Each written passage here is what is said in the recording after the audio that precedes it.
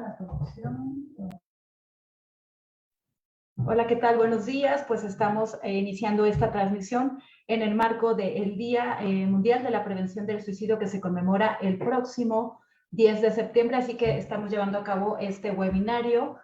Hablemos del suicidio para poder prevenirlo, así que les damos la más cordial bienvenida a esta actividad. Vamos a esperar un par de minutitos para iniciar, bueno, esperar justamente a que se sigan conectando las personas que están al pendiente de la misma.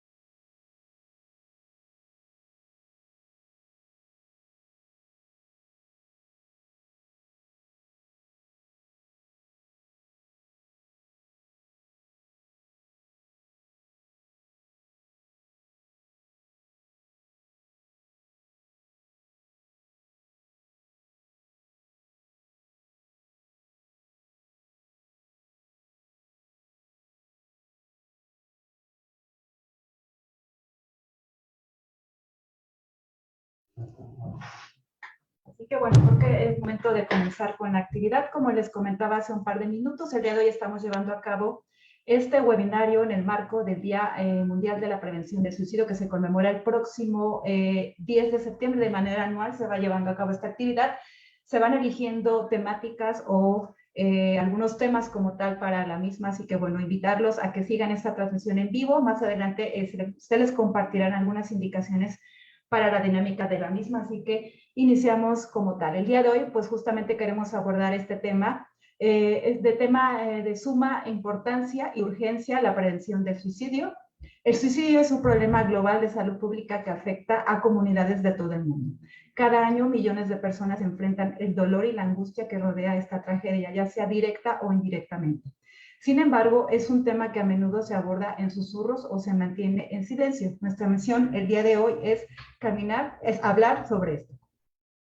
En este Día Mundial de la Prevención del Suicidio, que se conmemora, como mencionaba, el próximo 10 de septiembre, cuyo lema es "Acabemos con los mitos sobre el suicidio", nos unimos como comunidad para alzar nuestras voces, eliminar el estigma y buscar soluciones. Y para lograrlo, contamos con un grupo excepcional de expertos que nos guiarán en esta conversación crucial. En este webinario exploramos la prevención del suicidio desde diversas perspectivas. Nuestros invitados compartirán sus conocimientos, investigaciones y experiencias en este campo. A lo largo de los próximos minutos nos sumergiremos en la comprensión de los factores de riesgo, la importancia de la detección temprana, el apoyo a quienes luchan contra pensamientos suicidas y las estrategias efectivas para prevenir el suicidio. Deseamos que esta conversación inspire un cambio positivo y fomente una mayor conciencia sobre la importancia de la salud mental en nuestras vidas y comunidades. A continuación presentamos a nuestros invitados, quienes nos brindarán una visión general de la situación actual y la necesidad de hablar abiertamente sobre este tema. Damos la bienvenida a la maestra en Salud Pública, Yumuri Guadalupe Vera Mapel. Ella es licenciada en Psicología por la Universidad Veracruzana con maestría en Salud Pública por parte del Instituto de Salud Pública de la Universidad Veracruzana. Actualmente se desempeña como especialista en Educación para la Salud en el Sistema de Atención Integral para la Salud de la Universidad Veracruzana, también conocido como SEISU. Está a cargo de coordinar y facilitar los programas de formación académica y diversas actividades sobre autocuidado de la salud mental. Es docente de licenciaturas de Psicología y Ciencias de la Educación y miembro activo de la Asociación Psique y Cultura Estudios Transdisciplinarios con sede en la Ciudad de México. Buenos días, maestra. Muchísimas gracias por estar el día de hoy con nosotros. Buenos días, muchas gracias. Gracias. Continuamos con la doctora Adriana Espinosa de los Monteros González, médico cirujano egresado de la Facultad de Medicina de la Universidad La Salle, especialista en psiquiatría por la Universidad Nacional Autónoma de México, certificada por el Consejo Mexicano de Psiquiatría, con actividad primordial en consulta psiquiátrica de Hospital General, manejo hospitalario de trastornos psiquiátricos agudos, consulta privada y docencia. médico adscrito a la Unidad de Psiquiatría del Hospital Español desde el año 2011. Actualmente es profesor titular del curso de especialidad en psiquiatría de la Universidad Nacional Autónoma de México, UNAM, sede Hospital Español desde octubre del 2018 a la fecha. Buenos días, doctora. Muchísimas gracias por estar el día de hoy con nosotros. Buenos días, con todo gusto. Gracias. Y por último, contamos con la presencia del doctor Jorge Sánchez Mejorada Fernández, médico por la Universidad Nacional Autónoma de México, UNAM, con especialidad en psiquiatría y en adicciones, investigador de tiempo completo en la Universidad Veracruzana, región Jalapa, adscrito al Instituto de Ciencias de la Salud. Posee una amplia experiencia en la docencia, la investigación y la atención de las adicciones y salud mental. Ha participado activamente en estos rubros al interior de la universidad y también en colaboraciones con organismos nacionales e internacionales. Actualmente ocupa la coordinación del Centro para el Desarrollo Humano Integral de los Universitarios en VIU de la Universidad Veracruzana. Buenos días, doctor. Muchísimas gracias por estar el día de hoy con nosotros.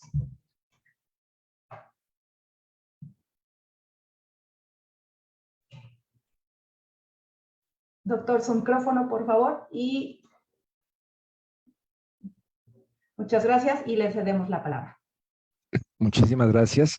Sí, realmente consideramos que el evento que tenemos hoy por parte del CENDIU y el SAISUB en una acción conjunta responde a una necesidad muy importante en materia de salud mental que, digamos, desde hace años viene siendo un tema que se ha incrementado particularmente en nuestro continente. El continente americano es el único de todas las regiones de la Organización Mundial de la Salud que más o menos desde inicios de 2020 ha venido sufriendo un incremento en los casos de suicidio.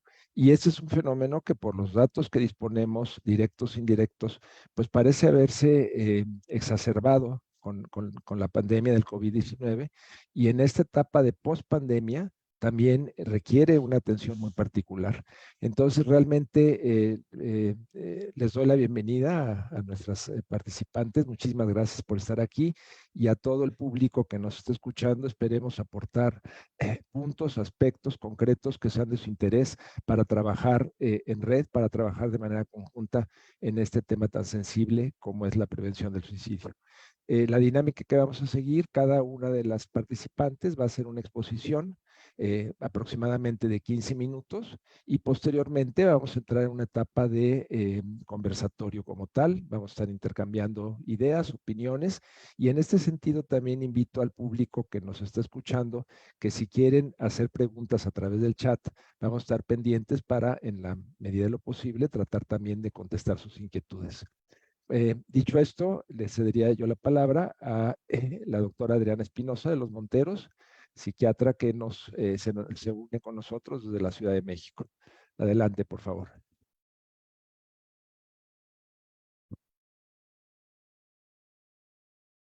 ¿Qué tal? Buenos días. Pues sí, vamos a empezar con una breve introducción como de terminología y de conceptos generales, que de pronto es importante cuando estamos hablando de un tema como el que nos compete hoy, tener claro cuáles son pues, las definiciones, ¿no? De dónde proviene la palabra y viene justamente del origen etimológico que quiere decir sui, sí mismo, y sader o querer, que querría decir matar. Ha habido muchos autores a lo largo de la historia y muchos filósofos y muchas personas que se han encargado del estudio y de la descripción de qué es lo que pasa pues cuando una persona llega a una situación a esta. Uno de los autores que más ha sido como reconocido en este tema es el Emil Durkheim, que la define como toda muerte que resulta mediata o inmediatamente de un acto o positivo o negativo, es decir, se toma algo o deja de hacer, realizado por la víctima misma. Obviamente es un hecho que tiene implicados factores psicológicos, sociales, biológicos, culturales y bueno, obviamente que tiene un gran impacto social, familiar y en todos los posibles aspectos. Como ya decía el doctor, se ha aumentado mucho epidemiológicamente, ha habido estudios que han demostrado, por ejemplo, que en la Organización Mundial de la Salud dice que más o menos cada año se suicidan entre 700,000 a 800,000 personas y es importante destacar que en la región de las Américas, más o menos del 2015 a 2019, pero todavía esto ha empeorado posterior a la pandemia, que son un aproximado de 98,000 muertes por suicidio al año. En la mayoría, el 79% de estas muertes ocurren en hombres y en jovencitos, que es otro fenómeno que también se ha observado, que ha aumentado el número de suicidios y el número de intentos suicidas. Es la tercera causa de muerte en jóvenes de 20 a 24 años, incluso también se ve en edades más tempranas. Y también en esta región, en la región de las Américas, es importante en grupos entre 45 a 59 años, ¿no? Entonces se ha visto un incremento bastante considerable. Voy a platicar un poco en respecto a cuáles pueden ser los factores de riesgo. Existen factores que podemos considerar modificables y no modificables, y voy a brevemente detallar algunos de ellos. Los factores modificables es sobre aquellos sobre los que podemos tener alguna injerencia y podemos tratar de cambiar, como algunos aspectos sociales, psicológicos, la psicopatología, es decir, el tener un diagnóstico de depresión, el tratarlo, etcétera. Y bueno, son justamente en donde nos podemos enfocar cuando tratamos de prevenir o de disminuir el riesgo del suicidio. Dentro de los modificables, entonces, están, disculpen, este es no modificable, aquellos inherentes al sujeto, es decir, por ejemplo, uno de los más grandes factores de riesgo cuando estamos hablando de suicidio es un intento previo. Una persona que ya tuvo un intento o que ha tenido autolesiones tiene muchísimo más riesgo que cualquier otra persona, 40 veces más riesgo de suicidio que la población general. Y esto sobre todo los 6 meses posteriores a que ocurrió el intento. Siempre es muy importante hacer una vigilancia en los primeros meses de que ocurrió una conducta autolesiva, de que ocurrió un intento suicida, porque muy frecuentemente 1/3 de las personas va a reintentar en el primer año el llevar a cabo el suicidio. Otro de los factores que se conoce que no son modificables son los factores genéticos. Esto causa a veces mucha curiosidad porque efectivamente se sabe que hay ciertos genes o cierta predisposición genética que hacen que algunas personas puedan tener una mayor predisposición al suicidio, así como la depresión. Y bueno, ahorita les detallaré un poquito más como cuáles son los genes que se han visto involucrados. También en cuanto a las cuestiones que no se pueden modificar, el sexo, por ejemplo, las mujeres realizan más intentos, sin embargo, se conoce que los hombres, por lo general, consuman más estos intentos y habitualmente tienen muertes más violentas, ¿no?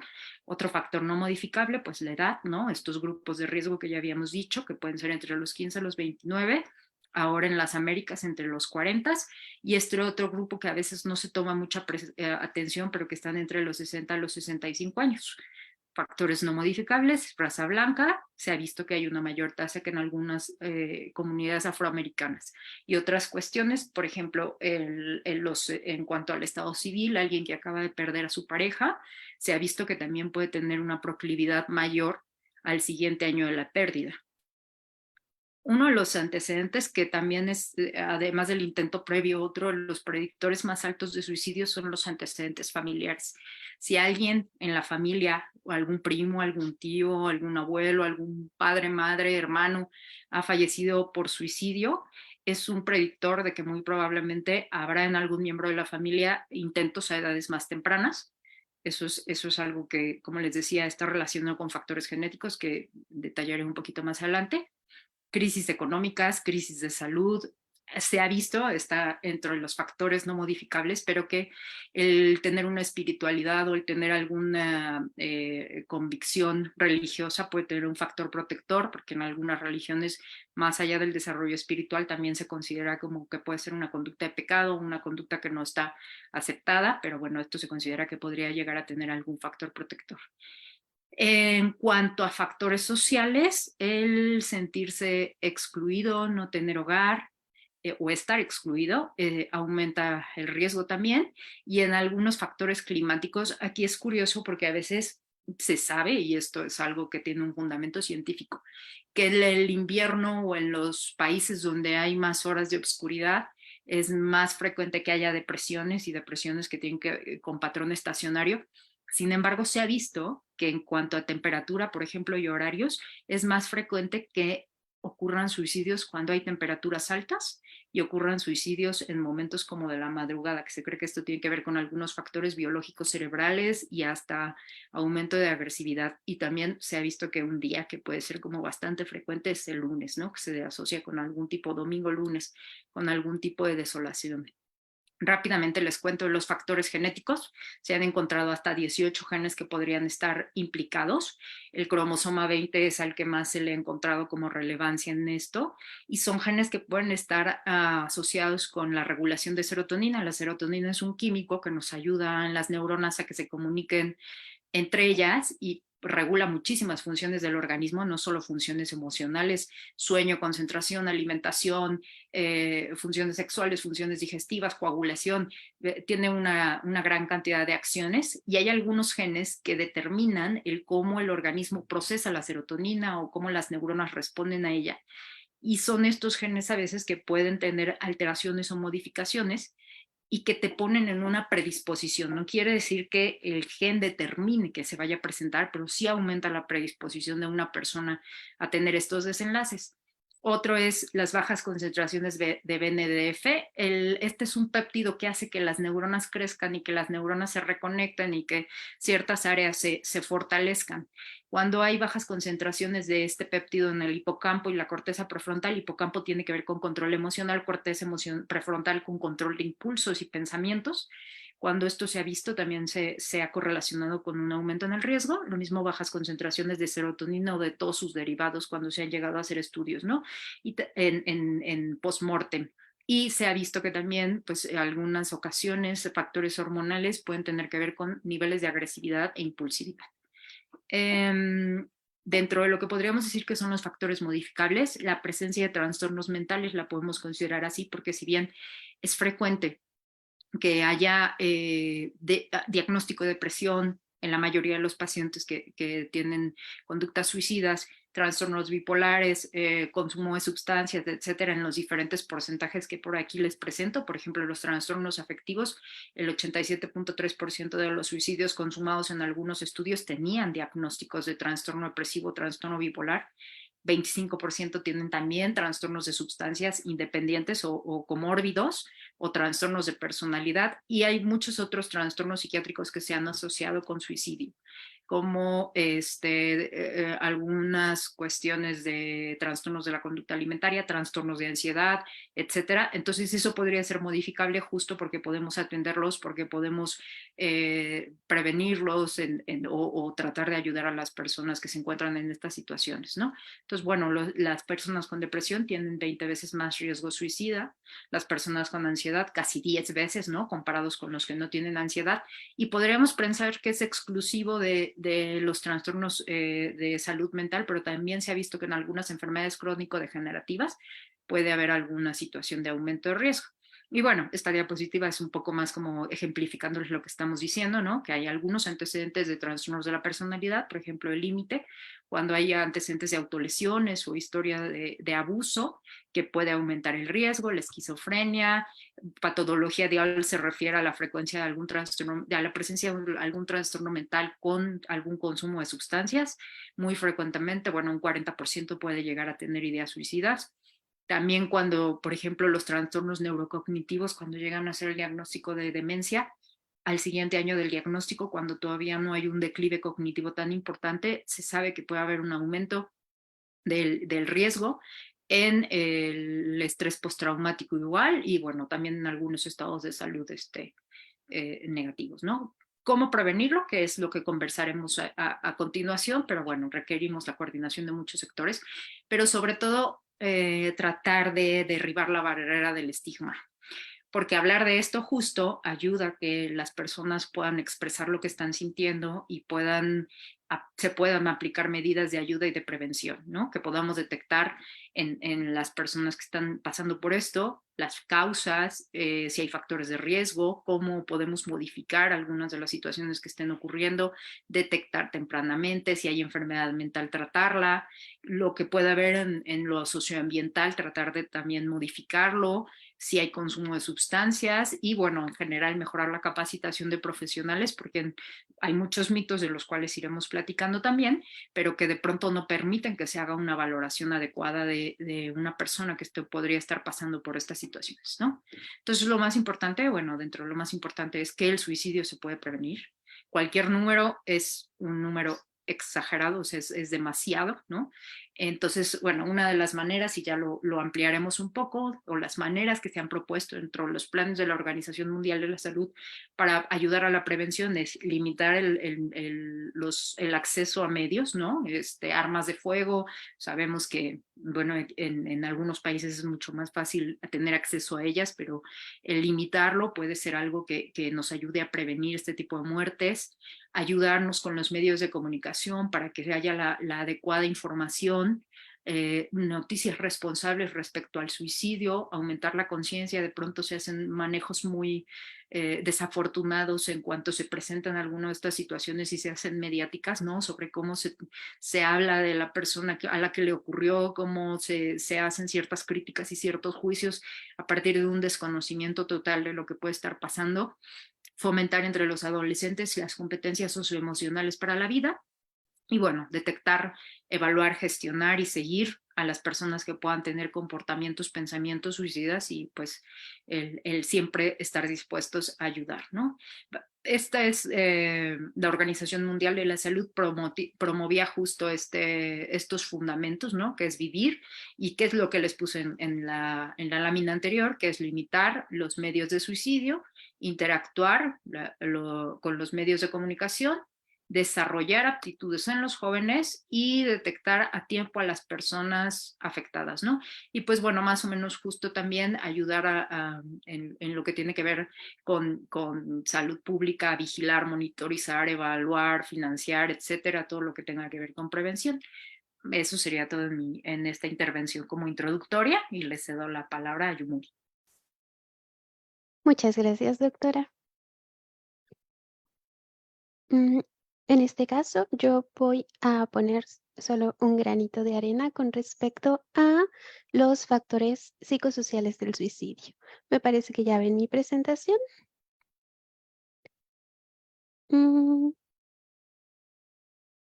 Listo. Sí es así, ¿cierto? Ok.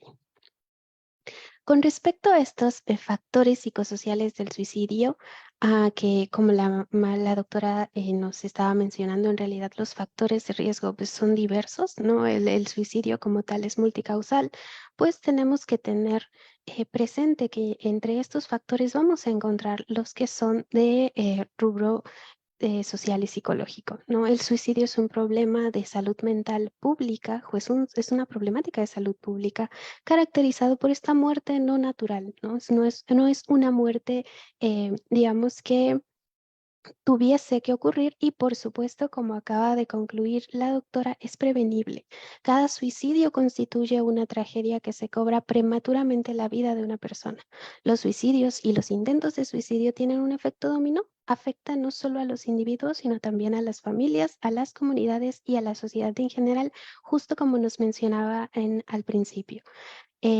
Nos dan este dato de que el suicidio en la región de las Américas ha aumentado, ¿no? Mientras que en las demás regiones de la Organización Mundial de la Salud había estado disminuyendo, y es una pregunta interesante del por qué. Esto destaca la urgente necesidad pues, de hacer una prevención del suicidio, digamos que una prioridad de salud pública. Hay ciertos factores que pueden incrementar el riesgo de suicidio, y si bien su presencia, como nos mencionaba la doctora con aquellos que son biológicos, si bien su presencia no necesariamente determina que una persona lo intente, se convierten en puntos relevantes a considerar para elaborar intervenciones de esta reducción de riesgo, porque como tal el riesgo está ahí y es necesario estas estrategias de prevención. El suicidio es un fenómeno multicausal, no es lo que vamos a estar repitiendo de manera general un poco. Está relacionado a factores de orden personal, familiar y social. Así, la aparición de estas conductas suicidas, la ideación suicida, el intento suicida o el acto suicida consumado, está relacionado a factores como el género, el nivel socioeconómico, el nivel educativo, la salud mental, las problemáticas de salud mental, las dinámicas familiares, las redes de apoyo que existan, la orientación sexual e incluso la exposición a cierto tipo de información. No solo basta hablar de ello, hay que hablarlo también de la manera adecuada para que no se convierta en un riesgo precisamente como también esta parte. No se trata de volverlo un tabú, sino de hablarlo precisamente con el conocimiento de lo que esto implica. Como un ejemplo de esta multicausalidad tan compleja que tenemos, es que pues, la diferencia de sexo en la mortalidad por suicidio es un fenómeno ligado a la cultura, lo que significa que las expectativas culturales sobre el género y el suicidio determinan fuertemente tanto su existencia como su magnitud. Sería muy complicado abordar todas esas diferencias, pero en la generalidad, entre las razones por las que frecuentemente se encuentran más suicidios en hombres que en mujeres, por ejemplo, podríamos mencionar las diferencias en los métodos socialmente aceptables para abordar el estrés y el conflicto. Para los hombres puede ser menos aceptable pedir ayuda, y como consecuencia se pueden sentir atrapados y sin esperanza e incapaces de encontrar una salida a las normas que están socialmente establecidas. Culturalmente se les enseña que ellos mismos deben aprender a resolver sus problemas y que no pueden ni deben externar lo que están sintiendo. Esto ocasiona que empleen soluciones riesgosas que los orillan incluso a terminar con su vida. Obviamente esto es una posible explicación como a esta diferencia, la disponibilidad y preferencia por los métodos de suicidio. Ellos a través de su vida pueden tener acceso relativamente más fácil a los métodos diferentes por las, digamos, actividades laborales incluso que se desempeñan.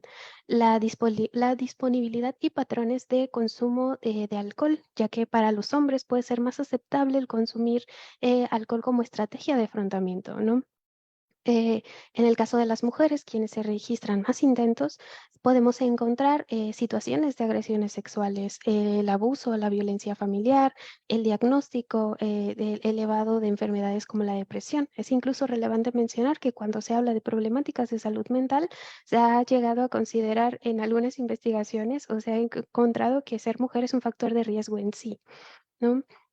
Tenemos que los intentos de suicidio no solo ocurren en los países de altos ingresos, sino que es un fenómeno que afecta a todas las regiones del mundo. De hecho, de acuerdo con la Organización Panamericana de la Salud, más del 77% de los suicidios ocurridos en 2019 tuvieron lugar en países de ingresos bajos y medianos. Considerando este dato, pues no es de extrañar que en tiempos de crisis económica los suicidios masculinos estén relacionados incluso con el desempleo, ¿no? Tenemos como esta ligadura directa a la parte incluso económica y esta solvencia que el rol se ha establecido que deben precisamente dar. Uy, creo que ya se ve, es que se me perdió un poco la diapositiva. Los factores de riesgo clave que abarcan desde los sistemas sanitarios y la sociedad hasta los niveles comunitarios, relacionales e individuales, bueno, pues suelen actuar incluso de forma acumulativa, ¿no? Esto aumenta precisamente la vulnerabilidad a la conducta suicida. De hecho, lo común es encontrar varios de ellos presentes. Como vemos en las diapositivas, podemos pensarlo incluso un poco en estos términos de individual, relacionales y sociales. Obviamente podríamos encontrar por diferentes autores algunas otras como clasificaciones al respecto, pero en este sentido, de hecho, incluso la doctora nos explicó bastante claramente que pueden ser algunos modificables y otros no, pero pensándolo en este sentido, entre los individuales vamos a encontrar este consumo de sustancias psicoactivas, la preexistencia de problemas de salud tanto física como mental, como pueden ser los trastornos mentales, las enfermedades crónicas o estas enfermedades terminales, el abuso sexual, intentos anteriores de suicidio y pues los sentimientos de desesperanza y culpa, impulsividad y hostilidad.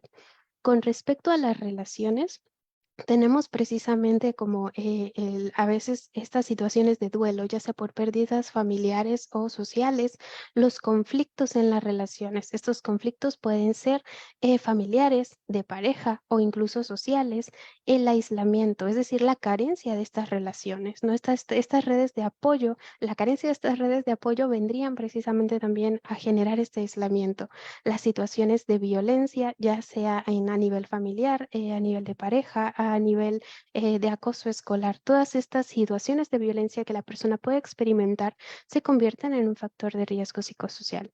Los intentos o suicidios consumados realizados por familiares y en las condiciones sociales, es decir, de esta manera en el que esta el contexto en el que nosotros nos estamos desenvolviendo, tenemos las condiciones de desempleo, ¿no? La discriminación social, el estigma asociado a comportamientos de búsqueda de ayuda.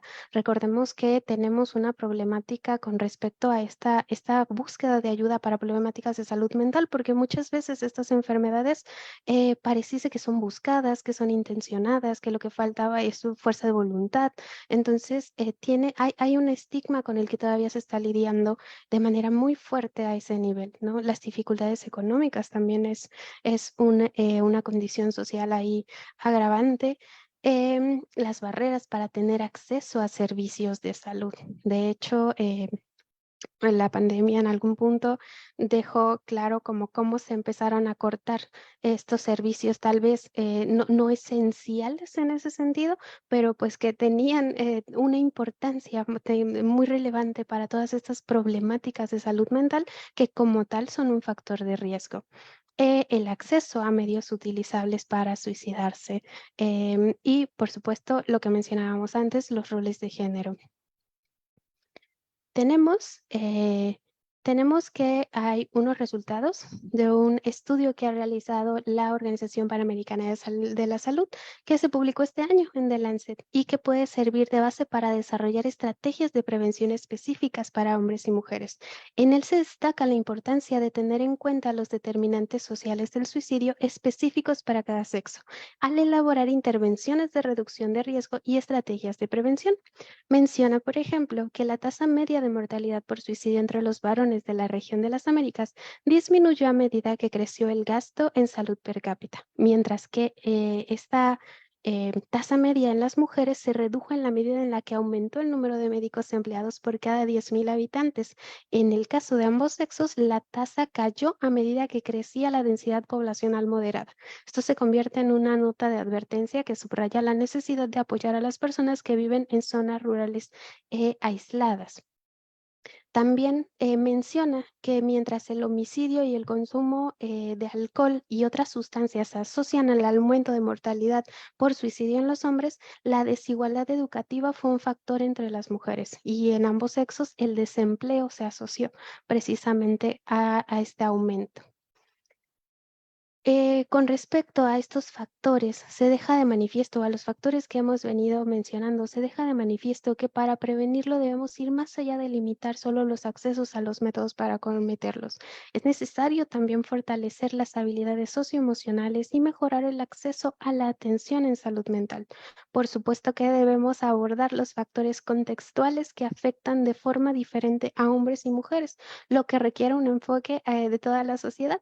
Y bueno, las medidas multisectoriales dirigidas a la salud y el bienestar de la sociedad deberían destacarse en los esfuerzos de prevención, que es un poco de lo que vamos a hablar precisamente en unos momentos. Esto sería como un poco de mi parte. Voy a dejar de compartir.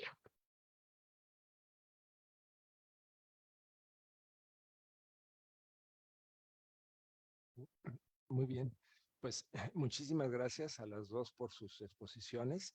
Esto sin duda nos da pie para entrar de lleno en una conversación que yo quisiera que nos enfocáramos mucho.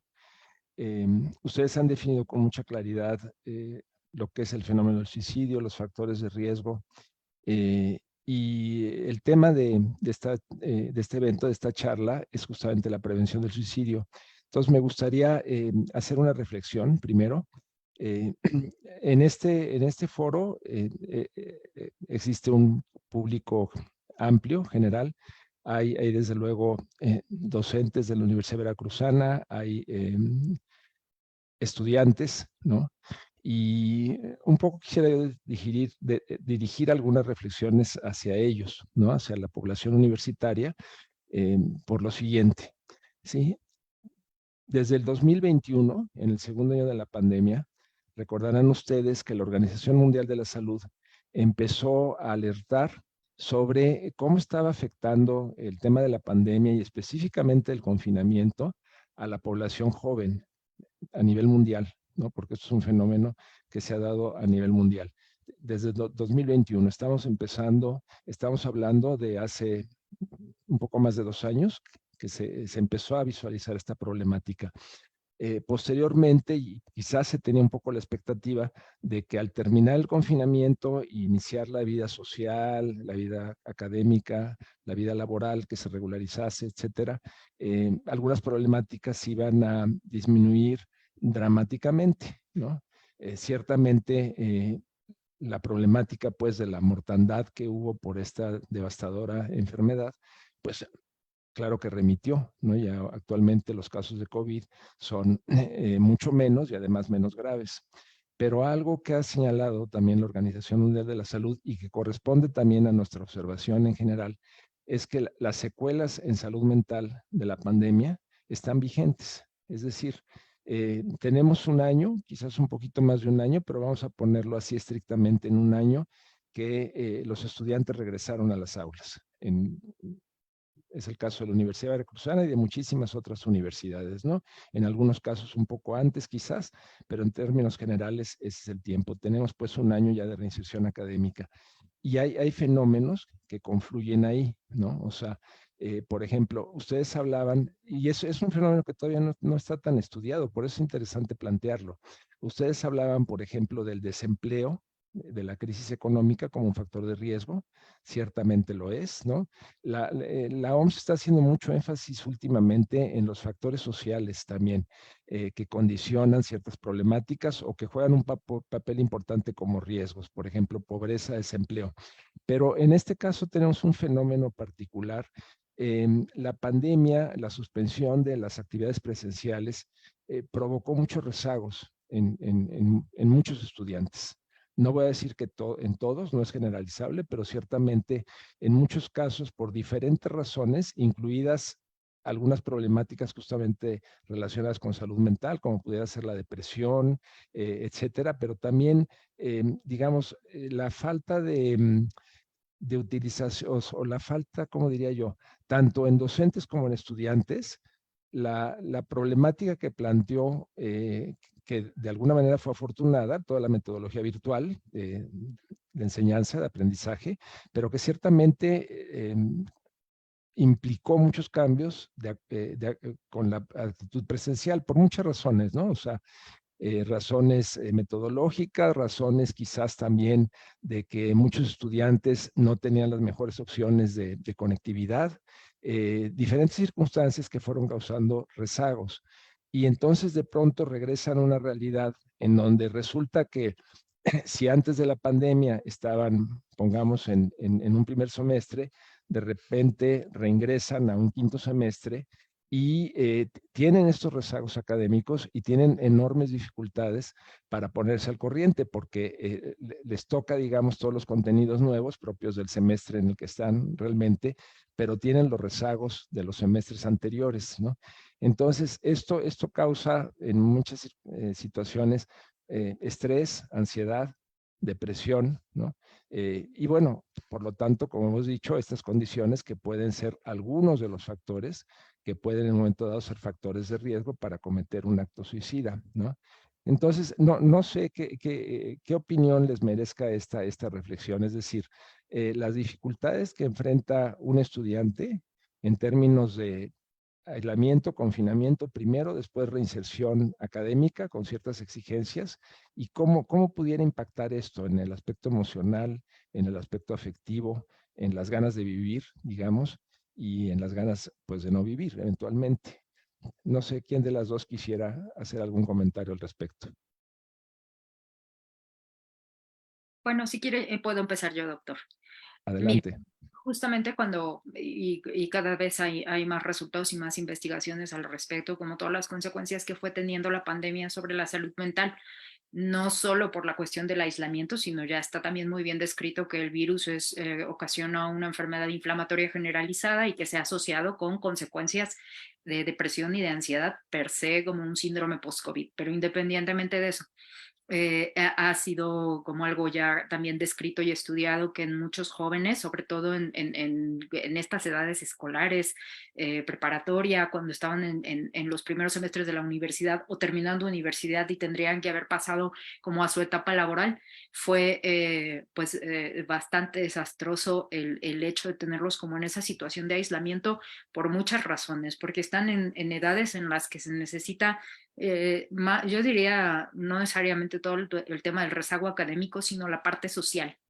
Para la mayoría de los jovencitos este aislamiento y este enfrentamiento desafortunadamente también se vio que aumentaron los índices de violencia doméstica, que aumentaron los consumos de sustancias, aumentaron los trastornos, hubo un trastorno de conducta alimentaria, hubo un momento en que no había otra cosa que hacer que ver TikTok y hacer ejercicio y hacer dietas y hacer no sé qué.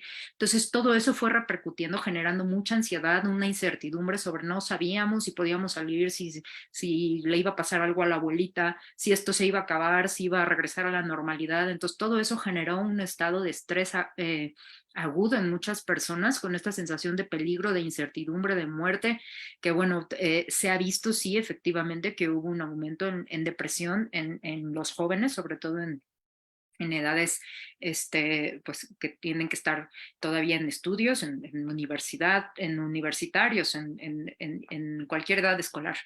Y al momento en el que podríamos pensar que regresar habría sido el remedio, resulta ser que también se volvió muy estresante. Muchas personas desarrollaron ansiedad social. Para muchas personas fue muy complicado regresar y algunos habían tenido pues cambios físicos, algunos habían tenido pérdidas, algunos habían experimentado situaciones devastadoras en donde situaciones como muy estresantes y regresar, socializar después de haber tenido como interacciones mínimas, etcétera. Para muchas personas también implicó ansiedad, implicó angustia, el tener como que ponerse al corriente, ¿no? Esta sensación de que se perdió el tiempo, esta sensación de que quien estaba en el punto de terminar o concluir su carrera y cómo iba a empezar la vida laboral y todo cerrado.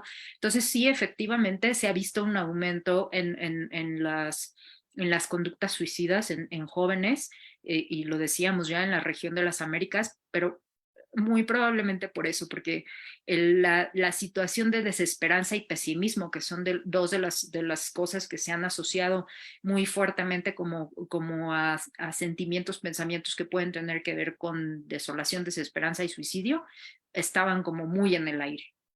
No sé si Yumuri quiera complementar algo al respecto. Sí. Muchas gracias, doctora. En realidad aquí incluso el hecho de que estas problemáticas que se exacerbaron tal vez en todo este punto, muchas de ellas tenemos que tener presentes que como tal atendidas no fueron, ¿no? Y de hecho en la generalidad la problemática de salud mental pareciese que simplemente hay que olvidarla y se va a pasar. Y realmente eso no es así, ¿no? Se requiere de atención, se requiere precisamente a veces de asistencia incluso profesional para poder llevar un acompañamiento adecuado y no se trataron las problemáticas de depresión, las problemáticas de todo lo que se pudo desencadenar de estos patrones de rutina que se alteraron, ¿no? Estamos conscientes de que como tal simplemente se dejaron ahí y entonces tienes a toda una población que reingresó a una rutina que había perdido, a la que le dijeron no puedes hacer y se le internalizó tanto el no puedes realizarlo porque está mal, ¿no? Porque ahora sí por solidaridad, por todo el discurso que nosotros aprendimos durante esos 2 años, ahora sí lo puedes hacer y encima de todo esto con todas las problemáticas que ya traes arrastrando, porque no van a desaparecer. O sea, en el momento en el que te dicen mañana tienes que volver a hacer esto, no es como que mi depresión, mi ansiedad, mi estrés se quedó ahí. No, o sea, lo traigo conmigo. Y precisamente como todo eso, pues se va a enfrentar en un aula, ¿no? Pensemos también en que están, al menos en la edad que nos menciona el doctor, es una etapa de desarrollo muy particular. Estamos hablando que eran adolescentes medios, adolescentes tardíos, de los 17 a los 19, 20 años más o menos. O sea, todavía estamos hablando ahí de procesos de socialización como muy interesantes y muy intensos, ¿no? Estamos pensando que, por ejemplo, si lo pensamos tal vez en estos 2 años, estamos hablando de de personas que pasaron de una secundaria a una prepa, tuvieron 1 año de prepa, 2 años de virtualidad y luego van a ingresar a un nivel superior. O sea, es como si estuviésemos metiendo a un nivel superior a personas que venían con 1 año de preparatoria, porque esa socialización o esos ejercicios de socialización que se adquieren en un nivel, digamos, todavía básico de educación para cuestiones de, pues incluso hasta de realizar actividades académicas, no se llevó a cabo, realmente se llevó en soledad, en casa, se llevó con medios que probablemente se tuvo que aprender o aprender a trabajar para poder como solventar toda esta parte académica. Pues es una carga que como tal no fue apoyada, ¿no? Pensemos que en muchos casos, no quiero decir que todos, por supuesto, seguramente habrá personas que sí recibieron la atención, qué bueno que así haya sido, pero en muchos casos estas problemáticas seguramente se quedan como a un lado.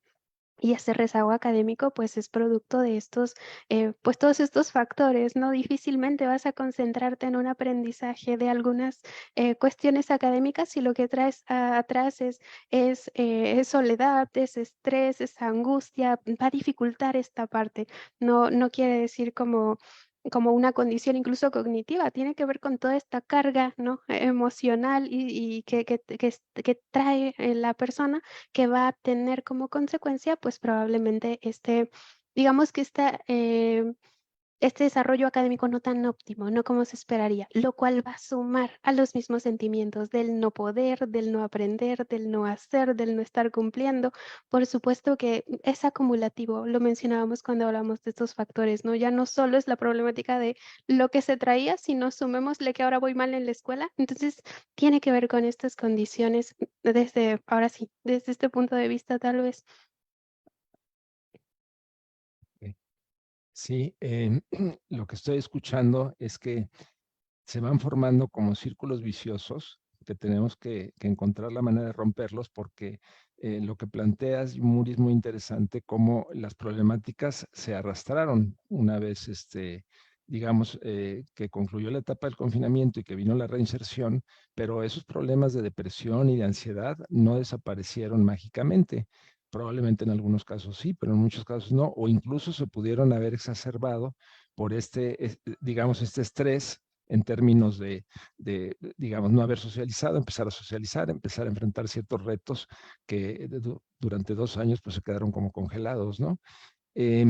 Muy interesante todo esto porque entonces tenemos estrés, tenemos ansiedad, tenemos depresión como factores de riesgo a los cuales se suman ciertas dificultades, digamos, que en el caso de los estudiantes serían ciertas dificultades académicas por una serie de razones, y esto abona también al malestar, ¿no? Entonces se va formando un círculo vicioso que en algún momento hay que empezar a considerar para poder romperlo por aquellas partes en donde se puede intervenir, ¿no?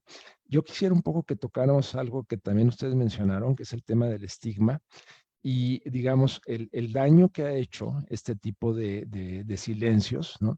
En el caso del suicidio, incluso hay silencios que se transmiten de generación en generación. Es decir, a lo mejor se murió un abuelo o un bisabuelo, se quitó la vida, cometió un acto de suicidio, pero es algo que ni siquiera se dice, que ni siquiera se plantea, porque ha estado muy asociado, como decías, Adriana, a aspectos en algunos casos que pueden tener que ver con la parte religiosa, ¿no? En el sentido que es un pecado, ¿no? O pueden tener que ver con mucha vergüenza en las familias precisamente por esta parte de estigma, y qué importante es hablarlo. Y toda la estrategia de la Organización Mundial de la Salud está basada en hablemos del tema. O sea, el tema no se va a ir porque no lo hablemos, como pensamiento un poco mágico de que a veces si no hablamos de algo se les va a olvidar o se va a desaparecer, no. Y el temor un poco a tocar el tema como si al tocarlo fuéramos a estar dando ideas de que alguien lo haga, ¿no? Y justamente a mí me gustaría que ustedes me ayudaran como a compartir qué preguntas, cuando vemos que alguien cercano a nosotros, ¿no? Un alumno, un compañero, un amigo, una amiga, pues está, digamos, cambiando un poco sus patrones o se le visualiza que está a lo mejor muy triste, muy deprimida, muy fuera de situación, que está quizás aislándose un poco. o que dice algunas cosas que pudieran resultar, digamos, como claras evidencias de que está algo pasando por su cabeza, que no tiene ganas de vivir, supongamos. ¿Cómo qué preguntas podríamos hacerle a alguien que está cerca de nosotros en esta condición, en lugar de decirle, como típicamente se hace, échale ganas y a ver cómo le haces, porque pues, la vida está ahí y la tienes que vivir, ¿no? ¿Qué pregunta sería prudente en un momento dado compartir con alguien que vemos que probablemente está en una situación de apuro, de preocupación? ¿Quién de las dos tiene alguna pregunta? ¿Alguna pregunta para hacerle a alguien en esta condición? Sí, nuevamente empiezo yo. Es importante hablarlo efectivamente porque en ocasiones se piensa, o en el gremio médico incluso, que no lo preguntas, porque si lo preguntas podrías estar suscitando o dando una idea de algo que ni siquiera estaba presente. Habitualmente está presente, nada más que si no lo preguntas, pues no te vas a enterar, ¿no? Entonces, cuando estás haciendo la valoración justo de qué le está pasando a una persona, una de las preguntas principales es, no necesariamente tienes que decir directamente, estás pensando en suicidarte, quitarte la vida, le puedes decir, ¿te has llegado a sentir tan triste que sientas que ya no hay nada más que hacer? Que te sientas sin salida, que te sientas como que ya los problemas no tienen solución, como que no hay un futuro para ti, como que las cosas no van a mejorar. Y habitualmente entonces ahí la persona justo empieza a decir, sí, sí me he sentido ahí, sí me he sentido así. Y puedes profundizar un poco más en el sentido de, ¿has llegado al punto en donde incluso has contemplado en hacer algo para ya no seguir viviendo sintiéndote como te estás sintiendo? Habitualmente, nuevamente lo comento, las personas suelen decirte. Y entonces puedes, y se debe ir un poco más a detalle porque para una valoración adecuada del riesgo de suicidio de una persona, tienes que saber los detalles, es decir, si ya hay una planificación muy estructurada, si ya ha hecho lecturas al respecto, si ya hay cartas, si ya hay como toda una serie de determinaciones, el tiempo de pensamiento que esto durante el día está ocurriendo, si es algo constante, si es algo intenso, y lo puedes llegar a preguntar incluso, ¿ha habido algún momento en el que te sientas en riesgo o en peligro de realmente que lleves a cabo alguna de estas ideas que te están embargando o que te están generando tanto malestar? Y bueno, es ahí justo cuando se hace esta intervención de proporcionar la ayuda, ¿no? Que muchas veces tiene que ver con incluir a otros, o la mayoría de las veces, porque pues no es un problema que se pueda manejar únicamente con la persona que lo está experimentando. Sí, Yumuri. Bueno, el hecho de escuchar en voz alta algo provoca que adquiera una nueva realidad, ¿no? Permite ese acompañamiento y que se dé una nueva perspectiva a lo que se está viviendo. Para poder prevenir el suicidio es necesario y fundamental hablarlo. Los pensamientos que no están siendo compartidos, pues de por sí son pesados y dolorosos. Y cuando no nos permitimos hablar de ello, pues pesan muchísimo más, ¿no? Es por ello que incluso palabras como te escucho, estoy contigo, incluso cuando en estas crisis que mencionaba incluso ya la doctora, promover esta ganancia de tiempo, ¿no? Tienen un efecto de apoyo en sí mismo. Este escuchar para poder generar confianza, pues implica tener empatía, escuchar al otro sin juzgarlo. Probablemente el otro, lo que ahora sí, de ese momento no necesita como una respuesta inmediata de nuestra parte, necesita hablar, necesita sacarlo, necesita decir qué le preocupa, porque como tal, incluso estas decisiones pareciese, y se comenta mucho como en los textos que luego se revisan de suicidio, se tiene como que parte de este estigma es provocado porque la persona pareciese estar realizando como un acto de cierta como libertad. A veces esa libertad precisamente es como todavía, pues digamos que es una imaginación porque la persona está encerrada en ese sufrimiento, no está encerrada en ese dolor. Esa decisión realmente no es un acto libre. La mayoría de los casos no es así. La persona está, digamos que rodeada de presiones que no puede sacar. ¿Cómo las va a sacar si no es hablando con otro? Y en ese sentido, pues es como importante saber que si bien es completamente es cierto y el paso siguiente a seguir que nos menciona la doctora, buscar esta red de apoyo, no solo familiar, sino profesional, por supuesto, pues es importante saber que nosotros a veces podemos aportar escuchando, no podemos aportar dando esa sensación incluso de calidez que la persona necesita cuando realmente ya no hay otra opción, ¿no? Se menciona que las personas pues suelen encontrar en situaciones que ven como irresolubles y pues no se le va a encontrar una solución cuando lo único que visualizas es el problema.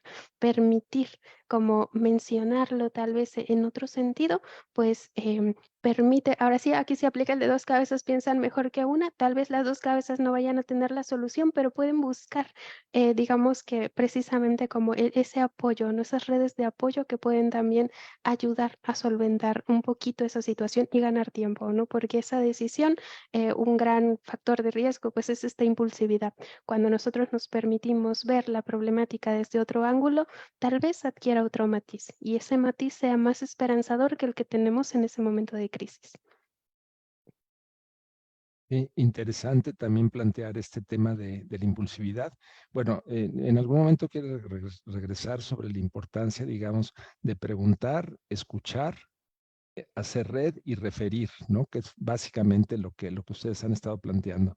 Em, Me interesa mucho que comentemos un poco también la asociación entre intentos de suicidio o incluso suicidios consumados y abuso de alcohol. O sea, en general, abuso de sustancias psicoactivas, otras drogas también, pero sabemos que realmente en donde hay estudios muy sólidos que muestran muy claramente cómo se potencializa el riesgo suicida cuando los jóvenes particularmente abusan del alcohol. Creo que merece también como poner el dedo sobre este fenómeno, ¿no? Porque de hecho, dentro de la cultura en la que vivimos, de jóvenes, de adultos, etcétera, pues sabemos que el alcohol forma parte de la convivencia social, ¿sí? Sabemos que hay maneras responsables de beber y maneras que no son responsables, justamente porque producen intoxicación. Y en ese sentido, o sea, reflexionar un poco cómo afecta el abuso del alcohol. No digo el consumo, porque no estoy hablando de una cerveza, estoy hablando del abuso, o sea, de cantidades excesivas de alcohol, en este tema de la impulsividad y de justamente llegar a la consumación de un acto suicida como un riesgo que se adiciona a otros, ¿no? O sea, y cómo se relaciona esto también con el tema de la impulsividad, digamos.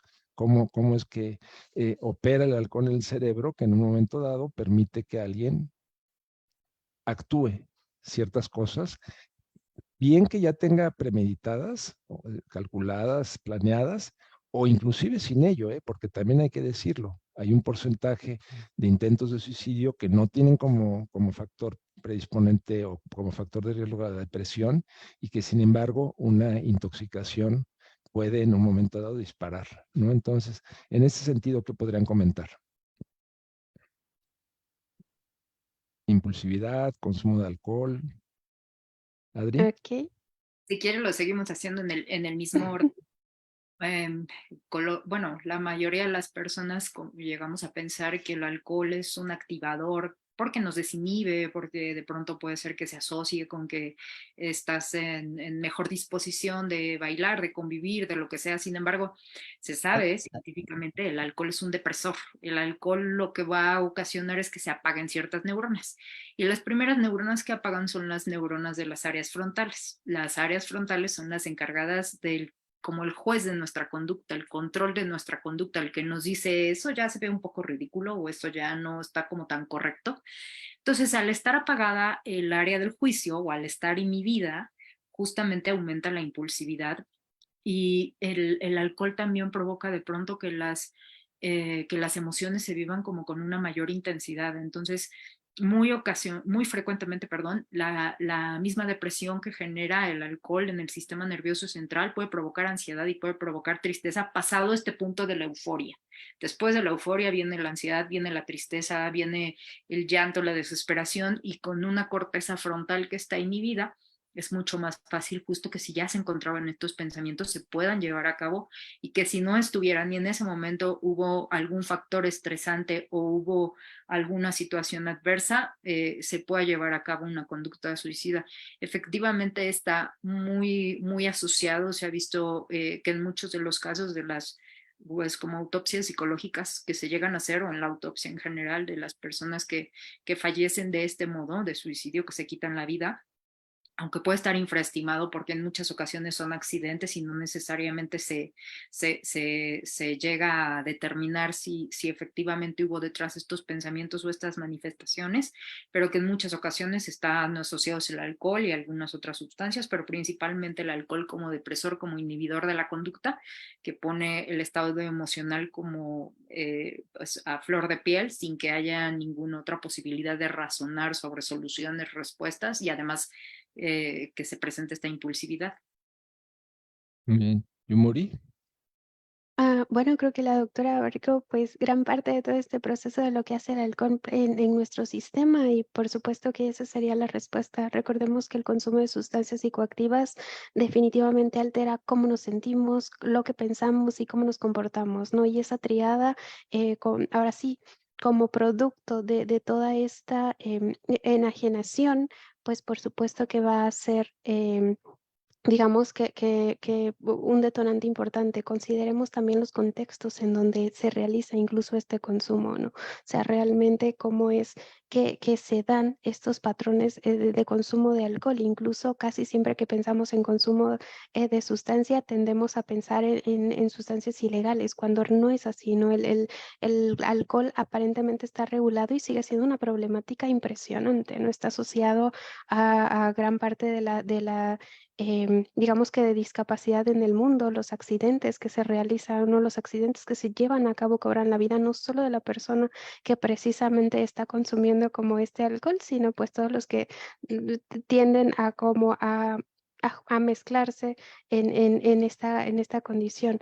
Ahora, casi siempre se asocia como un, digamos que como un exacerbador de ciertas condiciones, pero también las investigaciones pues se ha mencionado como este camino de doble vía, ¿no? Si bien pueden en una condición de depresión y de ansiedad, no pueden exacerbar todas estas sintomatologías por el consumo frecuente, pues tenemos que tener presente que incluso aunque no hubiese un diagnóstico previo como tal, pues van a exacerbar estas condiciones y van a desencadenar esta sintomatología. Entonces es como pertinente siempre también hablar de cómo juega el alcohol en nuestras decisiones, ¿no? Cómo juega precisamente en lo que podemos hacer o no cuando tenemos nuestros pensamientos, nuestras emociones y nuestros comportamientos alterados por toda esta condición.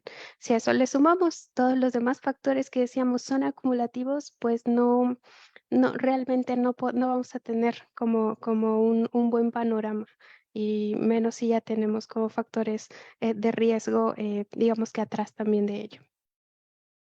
Muy bien.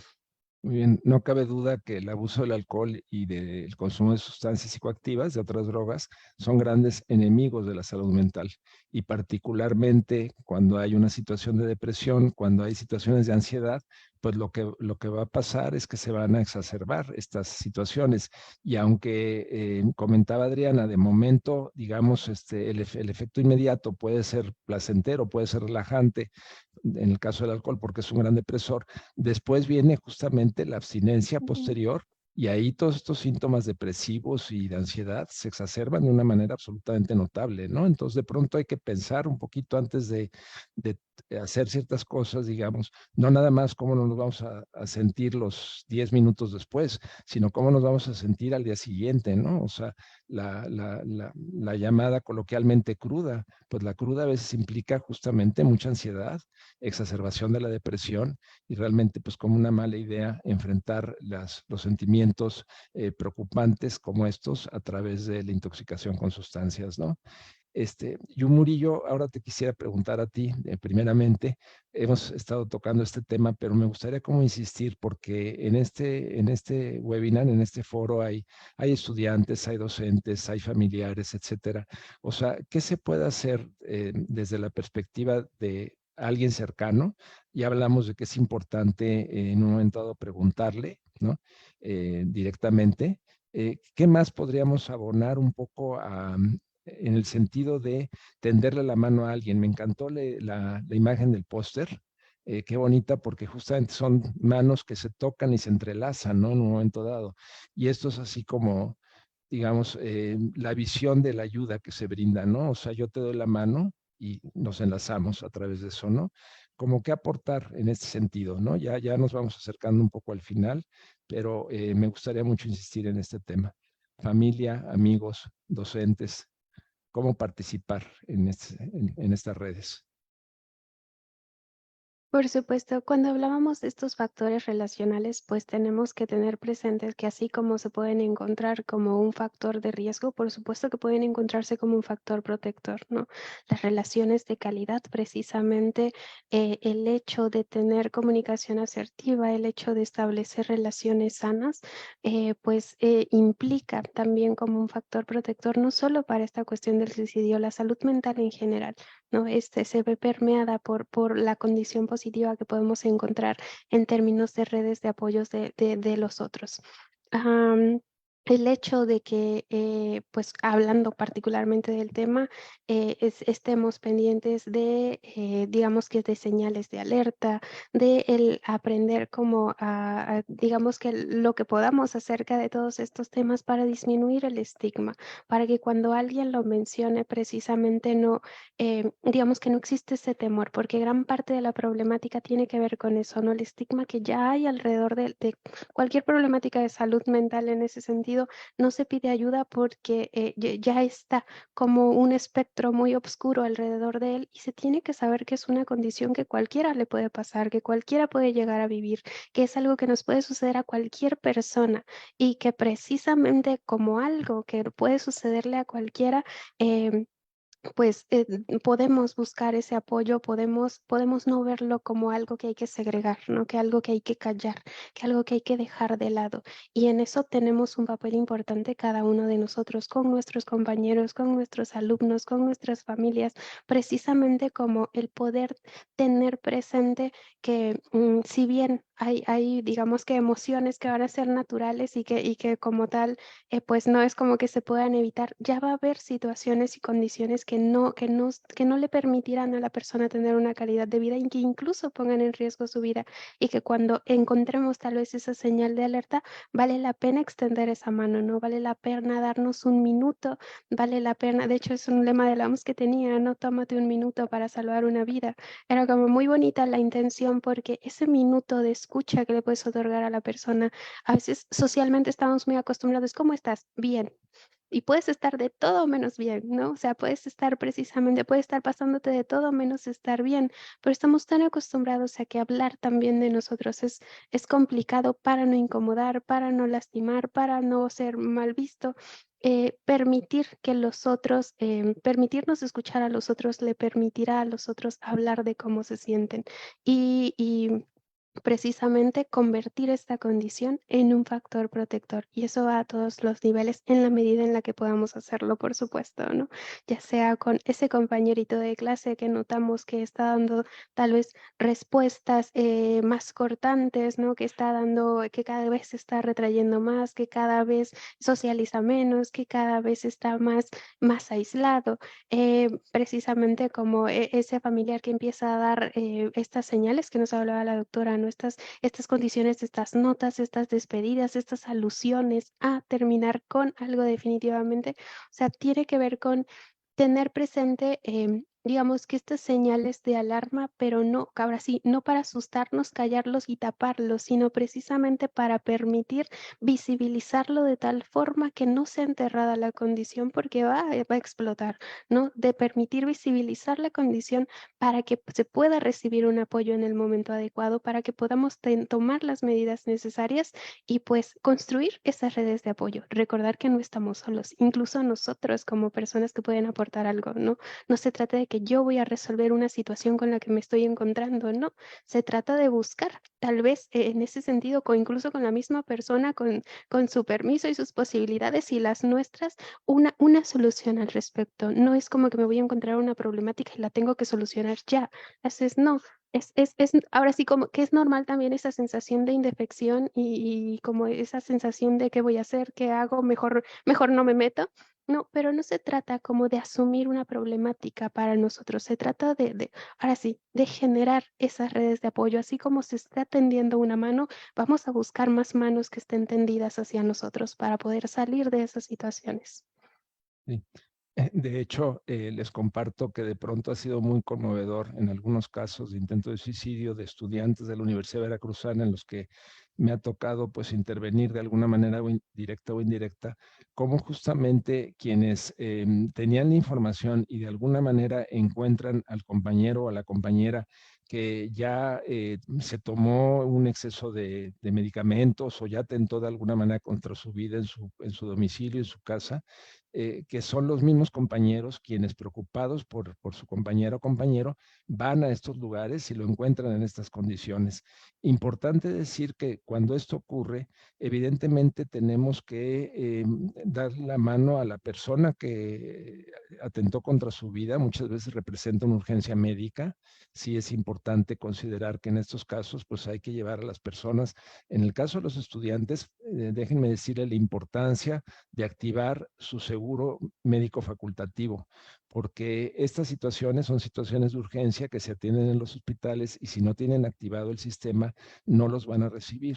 ¿Sí? Entonces, en aquel pensamiento de que a mí nunca me va a pasar, yo nunca lo voy a necesitar, yo estoy muy joven, pues por favor no se vayan con la finta y activen su servicio por si algún día tienen alguna problemática de salud X, la que sea, pero incluso en estos casos, ¿no? Quería yo decir también que también brindarles apoyo, ayuda, asistencia a las personas cercanas, sea estos compañeros, estos amigos o desde luego la familia, es muy importante, ¿no? Como parte de todos estos procesos. Y aquí hay una pregunta que te plantearía en un primer momento a ti, Adri, dice, cuando la persona ya se ha autolesionado y externado sus ideas suicidas y te dice que en ese momento se siente motivado a llevar el acto, y cuando se le ha apoyado psicológica, psiquiátricamente, con fármacos prescritos y amorosamente y de todas las formas posibles, pero sigue diciéndote que quiere morir. ¿Qué decirle para no solo quedarse en modo receptivo? ¿Qué piensan ustedes? ¿Qué podríamos decir a alguien que está en esta condición tan extrema, pero que al final lo está diciendo? Ojo, no lo está negando, no lo está escondiendo, ¿sí?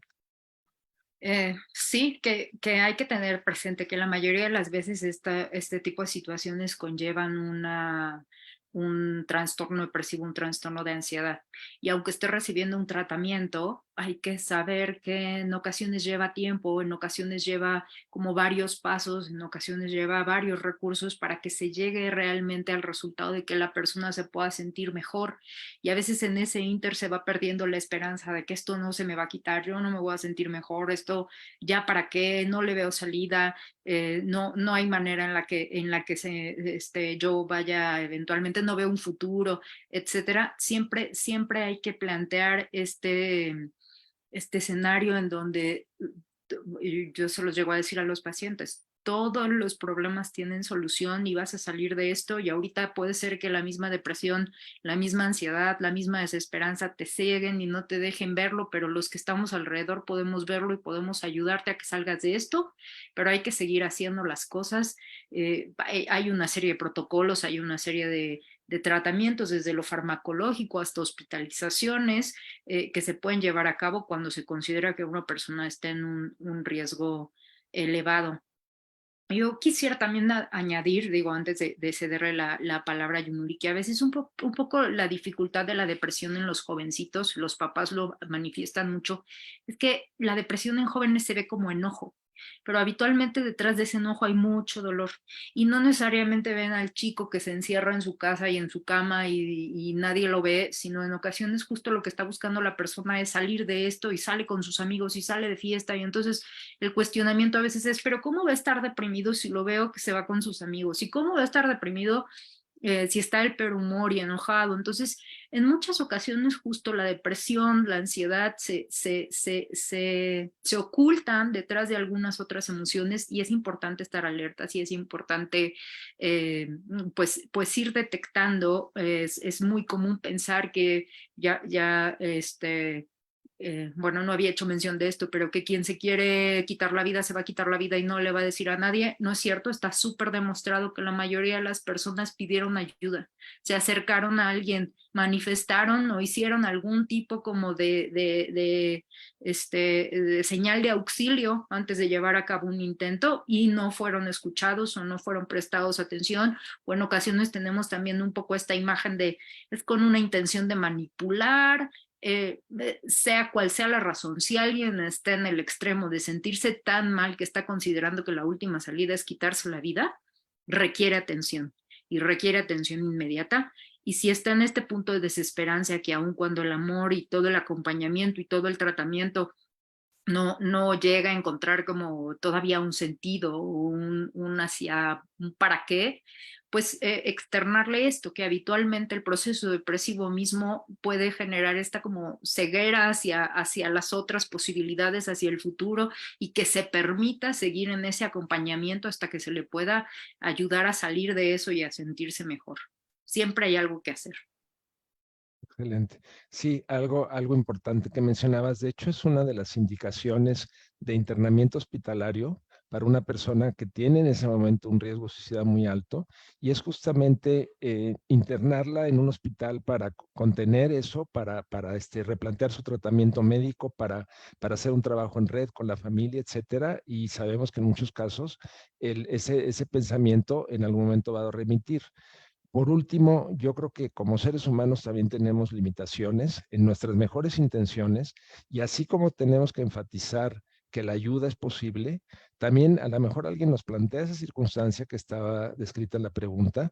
Yo quizás, si fuera un ser querido para mí, lo último que le diría sería, naturalmente, yo no quiero que lo hagas, para mí va a ser dolorosísimo, va a ser devastador, ¿sí? Y inclusive decirle, o sea, te pido que lo sigamos luchando, que yo estoy junto a ti, sigamos intentándolo, ¿no? También un factor, así como el factor religioso que mencionaban en algún momento, a veces también el factor de pensar, va a ser tan doloroso para mi mamá, porque a mí me lo ha dicho mucha gente, ¿no? O sea, no quiero lastimar a mi mamá, sé que va a ser muy doloroso, ¿no? Lo pienso, lo deseo actuar, pero me detiene, ¿no? O mis hijos, o mi esposa, o, en fin, ¿no? Bueno, miren, hay una pregunta que yo digo que es ética un poco, que dice que cuál sería la diferencia. Quiero que la aborden muy breve porque ya tenemos que concluir. Tenemos más o menos como 10 minutos máximo para concluir este webinar. La pregunta dice que qué diferencia habría entre un suicidio y una eutanasia asistida, ¿sí? No sé si se les ocurra algo en estos términos. ¿Sí? Evidentemente que produce reflexión, ¿eh? ¿Sí? Sí, no es algo que se considere como legal en México, pero habitualmente la eutanasia se ha planteado en el ámbito médico como dar una buena muerte a aquel que está pasando por una situación, una enfermedad crónica irreversible, y hay toda una pues circunstancia ética que está regulada en muchos países alrededor de cómo se puede llegar a solicitar que si tú ya no quieres continuar viviendo, se te pueda administrar algún medio para morir en condiciones dignas y en condiciones pues que se pueden pues considerar así, ¿no? Como más humanas. En el caso de las condiciones, casi siempre se pide que se descarte, que no haya una enfermedad mental que pueda ser la que está ocasionando la solicitud de muerte de la persona, porque si es tal, se considera que podría ser uno de los factores reversibles o un factor que puede ser modificable, y entonces hasta que no lo modifiques, podrías realmente saber si la intención, el deseo de la persona es realmente ese, o podría estar surgiendo de una situación de salud mental que no está resuelta, que no está tratada, que no está atendida. Qué bien. Sí, interesante esto último, porque en efecto hay muchas personas que desde la perspectiva de la depresión están pensando en algo y en ese momento lo piensan de fondo, ¿no? O sea, no quiero vivir, por ejemplo, pero son perspectivas que con el tratamiento van a estar cambiando a lo largo de los días, de las semanas. Y bueno, un poco entrando ya en la fase de conclusiones finales, yo les quisiera preguntar, Yumuri, ¿cuál sería tu conclusión final? 2 minutos. Pues Ahora sí, pensando en cómo se llamaba este webinar, hablar sobre estas situaciones, ¿no? A dejar de lado tal vez un poco esta parte del estigma que hay alrededor. Las personas suelen encontrarse situaciones a veces irresolubles, insoportables e indefinidas, pero es importante saber que precisamente puede estar siendo una cuestión circunstancial de factores que precisamente pueden ser modificables, lo que mencionaba la doctora. Y, incluso, cuando las situaciones podamos estarlas hablando en términos de crisis, lo importante a veces es como ganar tiempo, ¿no? Ganar todo este tiempo para poder tener otra perspectiva. El suicidio es prevenible, son muertes que precisamente, se pueden, ¿no? Evitar, porque al final de cuentas son, muertes prematuras de las personas que están tomando una decisión carente de libertad. En ese sentido, incluso en este último comentario que menciona la doctora al respecto, pues tendría esa característica, ¿no? Que la decisión no está siendo libre, la persona está permeada por tanto que vale la pena precisamente hablarlo para despejar todo ese nubarrón y digamos que esa obscuridad que puede estarse teniendo enfrente para no cometer como actos que sean producto de una condición a la que ya no le vemos solución, porque precisamente puede haberla, ¿no? No verlo como algo, no verlo como una sentencia. Entonces, tiene que ver un poco con esta parte, al menos pensando como en todo lo que implica. Vamos a hablar de ello, vamos a hablar de suicidio, vamos a hablar de que se puede hacer algo al respecto, vamos a hablar de que es prevenible, de que tender una mano ayuda, de que hay formas de tratarlo, de que hay profesionales que pueden apoyar, de que incluso nosotros, aunque no seamos profesionales de la salud mental, al extender una mano y dar un minuto de nuestro tiempo en las condiciones como desde el momento pueden cambiar la realidad de otra persona. Gracias, Yumuri. Adriana, un último comentario, un minuto, dos. Tratar de evitar el juicio, ¿no? No es cuestión de valor, no es cuestión de voluntad, no es cuestión de carácter, es llegar a una situación, a un punto tan doloroso en donde estás considerando eso. Entonces, en ocasiones, pues nos falta ser más compasivos con nosotros, ser más amables. Todo el mundo necesitamos que nos traten bien, todo el mundo necesitamos palabras de amabilidad y de aliento. Entonces, de pronto, pues eso, tratar de ser más amables con los demás y más comprensivos con su situación antes de que lo primero que estamos muy acostumbrados a hacer es juzgar y poner calificativos a lo que le está ocurriendo al otro antes de ver realmente el dolor que puede haber detrás de una situación de estas. Y que en ocasiones podemos ayudar, y definitivamente desde el punto de vista médico y desde el punto de vista psiquiátrico es una emergencia que se tiene que atender de forma inmediata y que no se puede dejar pasar por alto. Muy bien. Bueno, antes de pasar a algunos avisos finales, quiero desde luego agradecerles a las dos, Yumuri Vera del SAISUB y Adrián Espinosa de los Monteros desde la Ciudad de México. Su participación de verdad ha sido muy enriquecedora, todo lo que nos han dicho, muy enriquecedor, y les agradecemos muchísimo esta acción conjunta del CENDIU, el Centro para el Desarrollo Humano Integral de los Universitarios, y el SAISUB, ¿no? Que somos aquí vecinos en realidad, y qué bueno que nos relacionemos para este tipo de acciones. Muchísimas gracias también nuevamente a las dos. Y desde el punto de vista de la Universidad Veracruzana, porque también hay una pregunta que se vincula con esto, ¿qué estamos haciendo? Bueno, algunas de las estrategias que estamos implementando, haciendo una alianza con el sistema de tutorías, nos interesa muchísimo abordar los tutores, las tutoras, porque son justamente personajes que están muy cerca de los estudiantes y que de hecho manifiestan por muchas vías preocupaciones que surgen de este tipo de condiciones que no son estrictamente académicas, sino que justamente permean lo académico, pero por situaciones de tipo emocional. Entonces, esta alianza implica capacitarlos en términos de detección de riesgos, y también capacitarlos. Paso a la segunda estrategia que quiero mencionar, la creación de grupos de ayuda mutua. Esta visión de los grupos de ayuda mutua que en esta semana y la semana que entra, y la pasada, digamos, porque ya empezamos desde la semana pasada, estaremos implementando más o menos 30 grupos de ayuda mutua en todas las sedes de la Universidad Veracruzana. Son todavía muy pocos, es un inicio, hicimos un pilotaje previo y estos grupos de ayuda mutua están coordinados justamente por tutores, tutoras, la mayoría son tutoras, yo creo que aquí también hay factores de género de mayor disposición por parte de las mujeres, uno que otro hombre también participa afortunadamente, y no son grupos profesionales de psicoterapia, no hay esa formación, pero sí son grupos de escucha, de contención, de respeto, de empatía, en donde unos se apoyan con otros. Entonces, es muy importante considerar que este tipo de grupos que pensamos seguir implementando dentro de la universidad pueden ser una excelente estrategia para atender problemáticas de salud mental y prevención del suicidio y crisis existenciales de diferentes tipos en el conjunto de otra serie de acciones. Y también quisiera comentar esto que me da bastante esperanza.